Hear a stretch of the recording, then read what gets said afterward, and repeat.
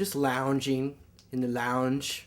No, anyway, I am going to teach my approach to octaves, as far as octaves for soloing, and then I'll talk about a couple other applications for it. But basically, I'm going in the kind of blues, smooth blues. Little, obviously Wes Montgomery made these really famous, so it's kind of like that vibe.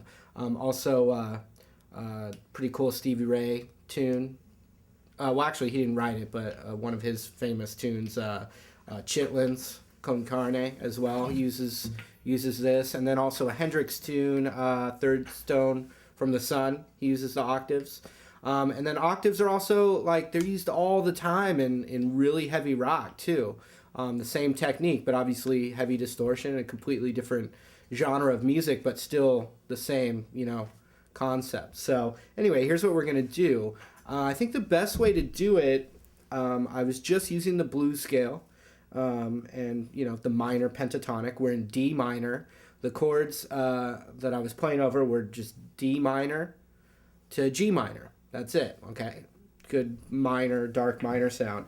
So I think the best way to learn it is to practice playing the scale with one finger, because what we're going to do is we're going to lock in the same shape as we move up and down. So if we kind of can visualize, and even when I am doing the 2-finger octave thing, I'm kind of paying attention to just one finger so I can visualize the scale while the other finger is just locking in to a shape. So like if I did something like this,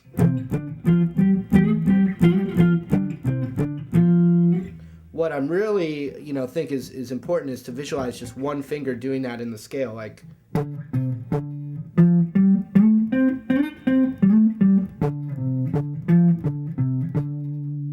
Okay, so let's just follow this little box that I use with one finger, and then I'll show you how to apply this stuff, an octave to it, okay? So here we go. So we have a D note here, which is the 10th fret, and then I'm going to go a whole step below it, okay? But our root is the 10th fret. So I have the 8th fret, the 10th fret, okay? Then I'm going to do the same thing on the next string.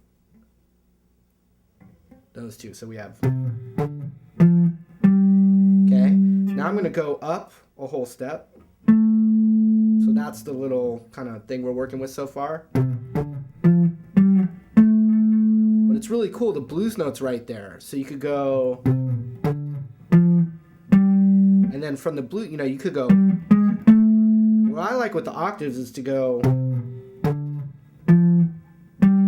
then when I get to the blues note, slide into it. Like that. I do that, when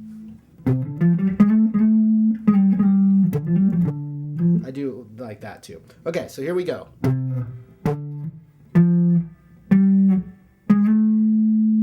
Okay, let's just start with that much of it right now.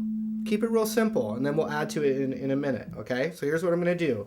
Put my first finger on that same 8th fret, and then it looks, a lot of people, like when you're watching it and you're trying to figure out what it is, a lot of people think it's a power chord, which would have, a whole step up on the next string, but it's not. It's actually over one more string. So I'm actually skipping a string. I've got the 8th fret on the E string, and then the 10th fret on the D string. I skipped a string and went to right there.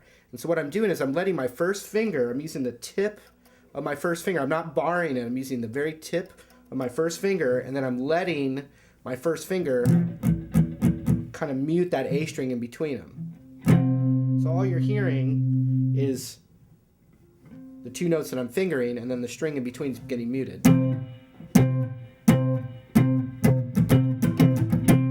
Yeah, you hear it in Rage Against the Machine too a lot. But I love Rage because he uses funk and blues elements in heavy music. That's really cool. Okay, so now we're going to just slide that up a whole step, which you can visualize from when I was just talking about. Now it's going to sound like this. So it's going to take a little getting used to just kind of lock, it's like locked into a shape. So here we go. Okay, up a whole step. Now I'm first finger on the A string on the 8th fret, ring finger 10th on the G string.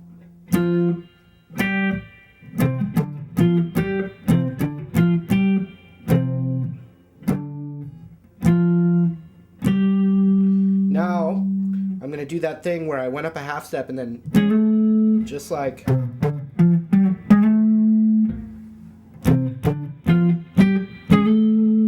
very cool. And then on the way down, you can do that. It's like the opposite. And then when I get to that blues note, I slide down there, whole step. Boom, boom. I like to end my phrases on the root just so you hear the finality of it. Get my pick in there.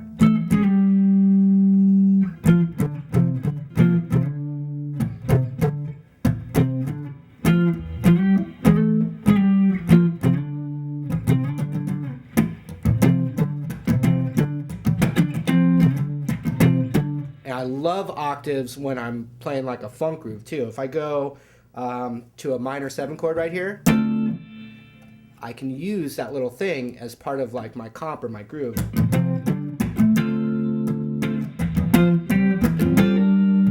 just went to a G minor 7 right there.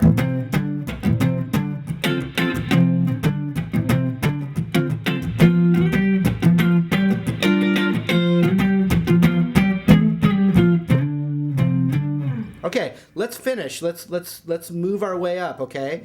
If that's too much for you, you can just start with that. But now let's move on to the next part of it.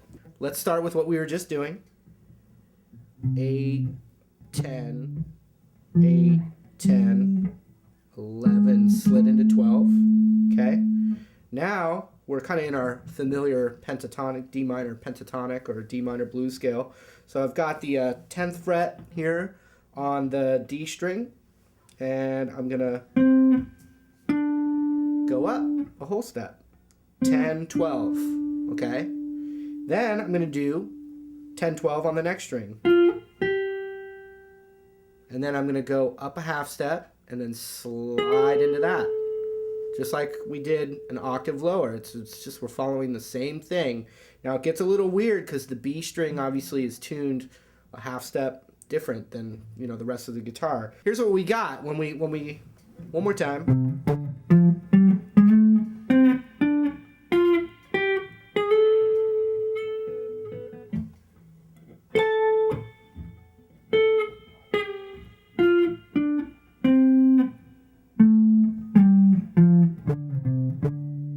Okay, so now when we get to the notes,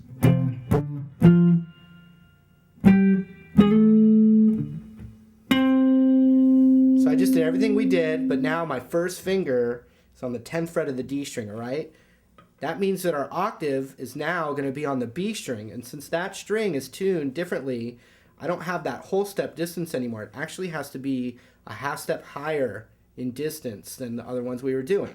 It's a little bit trickier because you do a finger change. But so basically, my first finger is on the 10th fret of the D string, and my pinky is now on the 13th fret of the B string.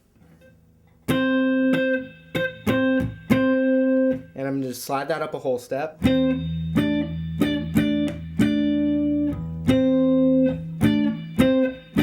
So let's add just that to what we just were learning before.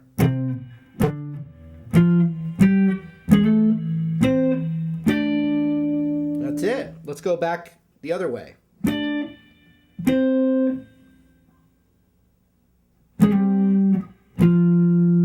a little bluesy slide from the blues note there.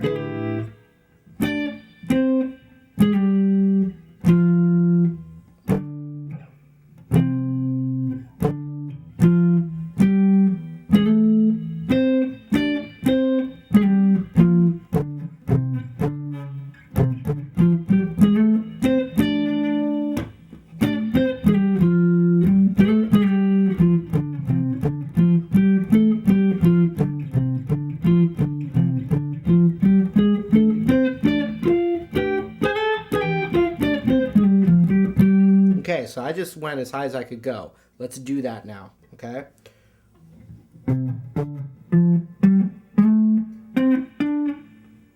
You do that.